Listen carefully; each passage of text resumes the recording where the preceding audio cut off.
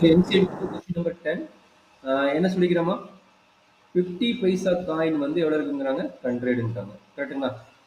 அதே ஆ மாதிரி sir. 1 Ruby coin. 1 Ruby coin எவ்வளோ இருக்குன்ட்டாங்க? 50. 2 ரூபி காயின் எவ்வளோ இருக்குங்கிறாங்க? 10ஆ? 20 நினைக்கிறேன். 20. அடுத்தது 3 இல்ல 5. அப்போ 5 ரூபி காயின் எவ்வளோ இருக்குங்கிறாங்க? 5 ரூபி காயின் 10. சரிங்களா?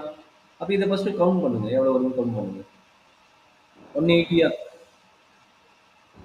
50, 150, 170, 180. அப்போ n ஆஃப் s ஓட வேல்யூ எவ்வளோ இருக்குது? 180 இருக்குது. சரியாம்மா? இதுல ஏதாச்சும் டவுட் இருக்குதா? 180 எப்படி வருதுன்னு தெரியுதாடாங்கண்ணே? ஆ sir.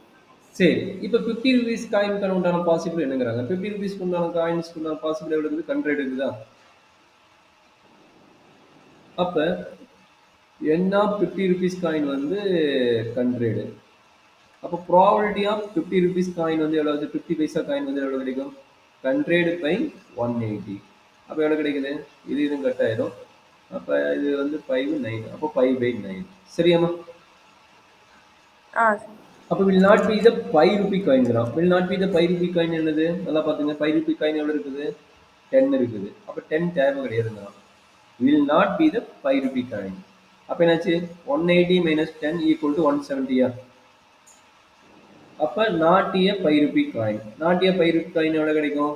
170 divided by 180, that is equal to 17/18. கரெக்டாமா? Okay sir. சரி, ஏதாச்சும் டவுட் இருக்குதாம்மா? No sir. This is a very important point. So காயினை வச்சுட்டு நம்ம என்ன பண்ண போகிறோம்? அதே கான்செப்ட் தான். இது பெருசாக டிஃபிகல்ட்டி.